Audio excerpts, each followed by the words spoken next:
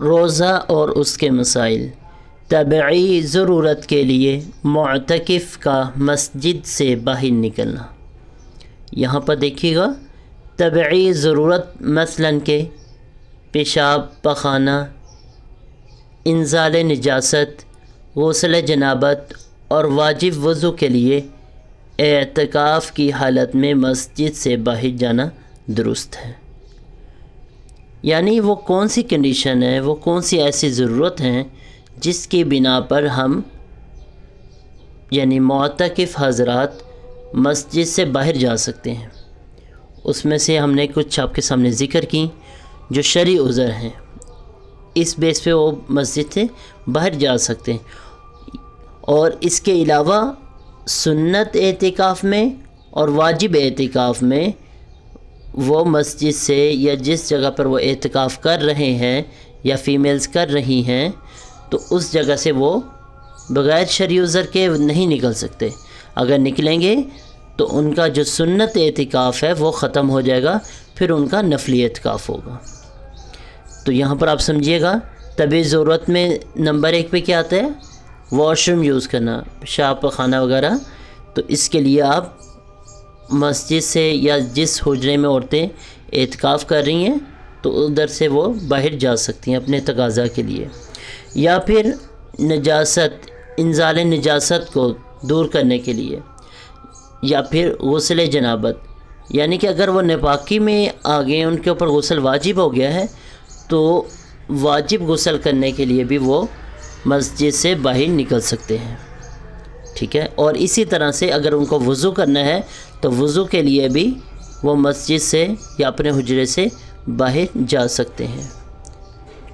اور اس کے علاوہ اگر معتکف اعتکاف کرنے والا غلطی سے بھی اگر اپنے حجرے سے یا مرد بیٹھنے والا مسجد سے باہر نکل جاتا ہے، مسجد کی جو حدود ہے، جو ایک حد ہے، ایک باؤنڈری ہے، اس سے وہ کراس کر جاتا ہے تو معتکف کا جو اعتکاف ہے وہ ختم ہو جائے گا، پھر سنت اعتکاف اس کا نہیں رہے گا۔ اگر بھولے سے بھی ایسا ہو گیا۔ روزے میں اور اس میں فرق ہے۔ روزے میں تو ایسا ہوتا ہے نا کہ اگر ہم بھولے سے کچھ کھا لیں یا پی لیں تو اس سے جب ہمیں یاد آ جائے تو ہم فوراً منہ سے باہر نکالیں تو اس سے روزے کو کوئی فرق نہیں پڑے گا۔ لیکن اعتکاف کے اندر ایسا نہیں ہے۔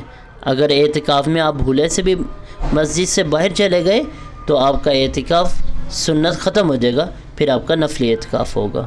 تو اس میں ہمیں بڑی احتیاط کرنی چاہیے، اور اللہ تعالیٰ نے اس کی فضیلت بھی بہت بڑی رکھی ہوئی ہے۔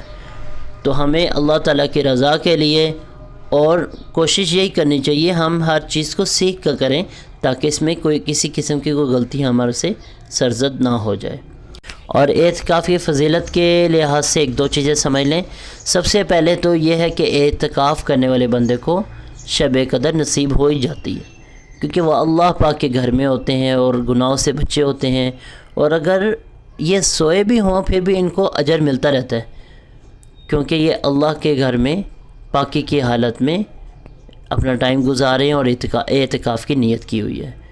ایک تو ان کو یہ بینیفٹ ہوتا ہے، یہ فائدہ ہے، اور دوسرا اللہ تعالیٰ نے اس کا اور بہت سے اجر رکھے ہیں، جس میں سے 3 خندقیں اللہ پاک جہنم سے ان کو دور کر دیں گے، اور ایک خندق کا جو مسافت ہے، جو فاصلہ ہے وہ زمین سے لے کے آسمان تک جتنا خلا ہے اتنا وہ جہنم سے دور ہو جائیں گے 3 باری۔ تو ظاہر بات ہے جب جہنم سے دور ہوں گے تو جنت کے پاس ہوں گے۔ تو ہمیں اس کو چھوٹی چیز نہیں سمجھنا چاہیے۔